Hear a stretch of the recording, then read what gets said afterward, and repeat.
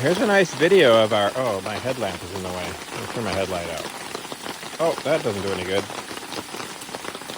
I need to light the side. Here's a nice video of our beautiful camping experience.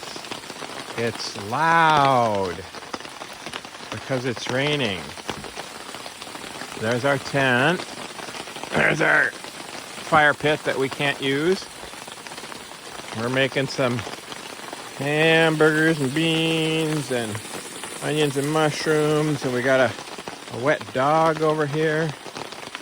And we took a hike, and there were millions and millions of mosquitoes. So we got wet stuff, and that's all dry.